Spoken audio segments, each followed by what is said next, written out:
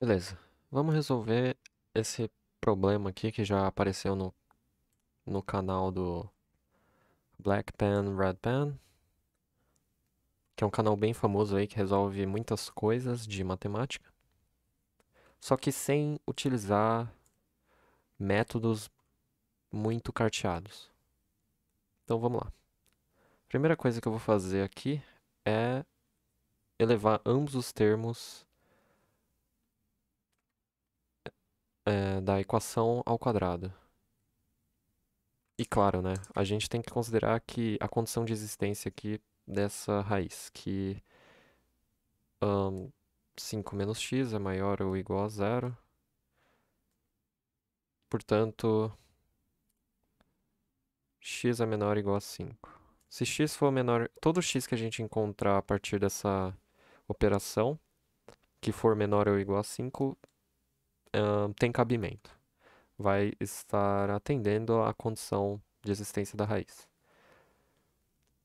Certo, então como eu disse, vamos levar primeiro o lado esquerdo ao quadrado.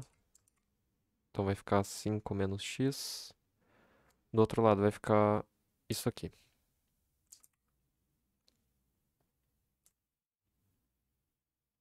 E caímos numa equação de quarto grau.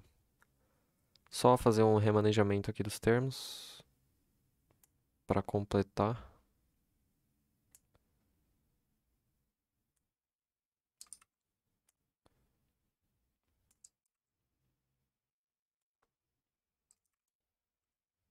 Beleza. Então, agora você deve imaginar, existe alguma fatoração mágica aqui? Não. Você pode testar todas as raízes racionais pela pesquisa de raiz, você não vai encontrar nenhuma raiz racional. Então, não tem fatoração trivial aqui de por agrupamento. Enfim, a gente vai ter que lançar mão de algum outro caminho. E o caminho vai ser exatamente esse aqui que eu vou mostrar agora.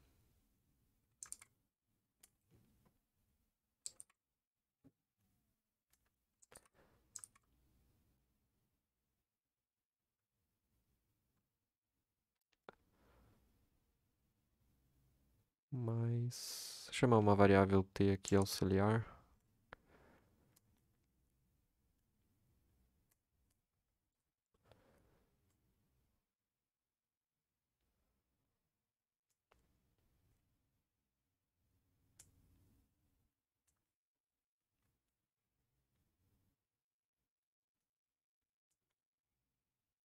E o restante dos termos, né? Para manter a idoneidade matemática.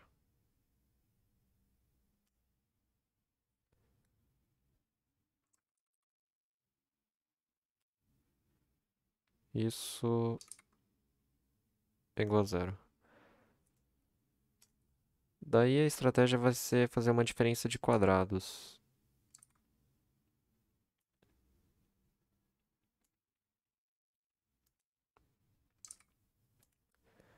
Então coloca o menos em evidência. E a gente vai ter uma criação aqui artificial de um quadrado perfeito.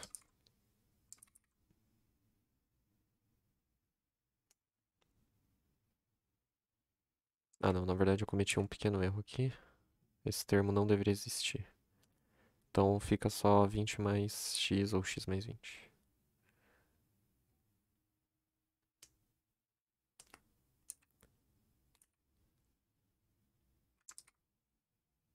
Beleza. Então aqui não precisa do parênteses. É melhor colocar 2t mesmo assim. E completando com os outros coeficientes.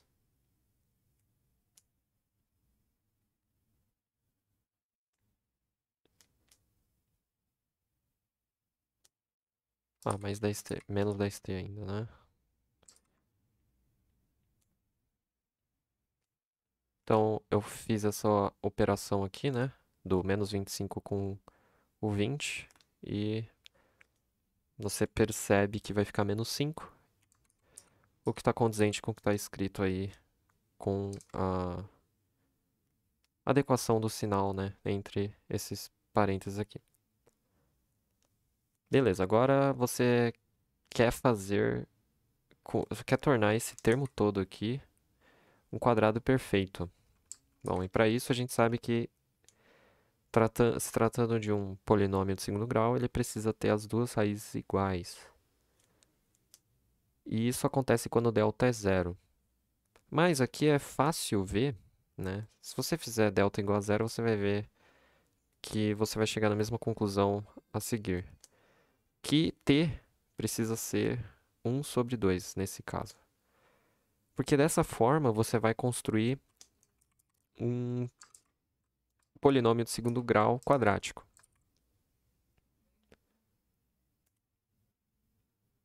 Então, se t é meio, e isso você vê pela igualando o delta desse polinômio aqui de segundo grau a zero.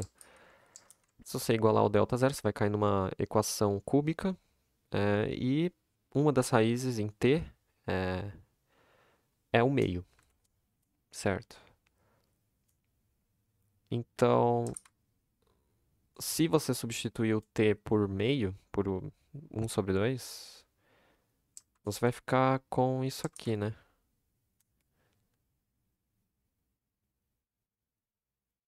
E claramente isso é um quadrado perfeito, né? Na verdade não tinha esse menos, esse expoente 2 aqui, né? E olha lá, esse termo, o segundo termo, o menos esse parênteses, aqui dá pra fazer menos 5 mais 1 sobre 2 vai dar menos 9 sobre 2. E isso aqui é isso, né? Olha lá. Agora ficou trivial resolver isso aqui. É só fazer diferença de quadrados. Mantém o primeiro intacto e faz um jogo de sinais agora.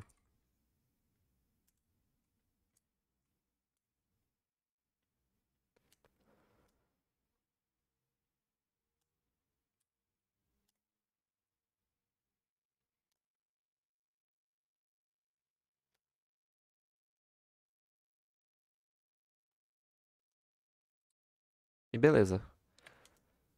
Agora você caiu em duas equações de segundo grau, que apesar dos coeficientes não serem muito legais, basta aplicar a fórmula de Bhaskara, é, a fórmula resolutiva de equações de segundo grau, que tá tudo certo.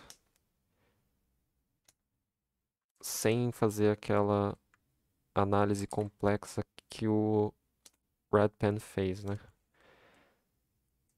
Então, bom, se o produto de duas coisas é nulo, significa que uma dessas coisas que está sendo multiplicada uma pela outra é nula. Então, ou o primeiro par de parênteses é nulo, ou o segundo é nulo. E aí você aplica a fórmula resolutiva de equações de segundo grau para cada uma dessas equações. Então, para a primeira equação, você vai ter duas respostas, né? E fazendo aqui,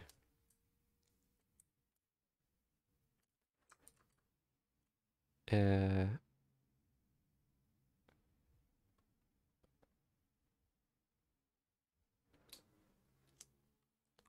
acho que nenhum erro foi cometido. Não, tá tudo certo.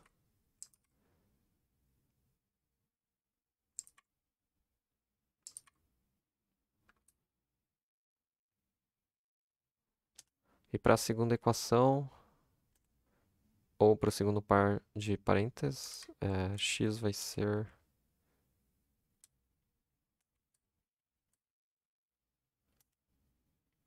16 mais 1, né? Dá 17. Sobre 2.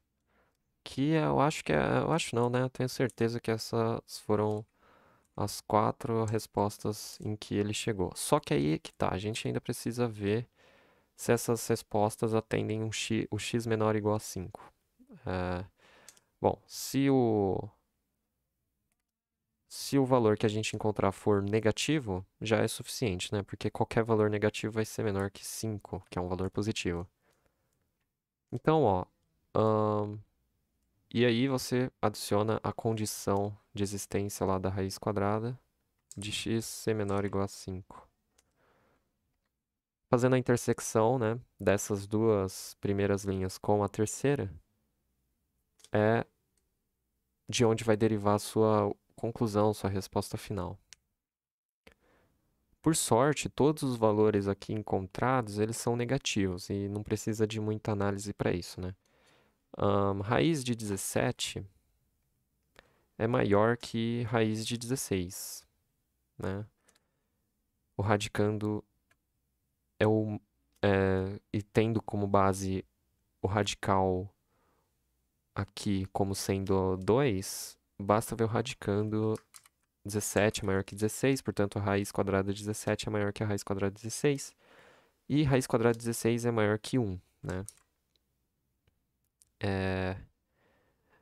Na verdade, eu acho que eu falei besteira, né? Nem todas as raízes vão ser menor ou igual a 5 assim de primeira.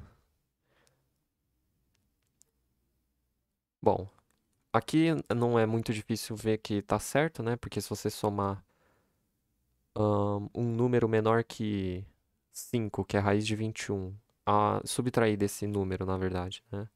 O 1, você vai obter um número menor ainda, né? Que 5, e se você dividir por 2, isso com certeza vai ser menor que 5. Então, os dois valores encontrados aqui na primeira linha são menores do que 5, então tudo certo. Agora, o segundo caso, bom, o segundo caso, a gente sabe que aproximadamente, né, quanto que é a raiz de 17.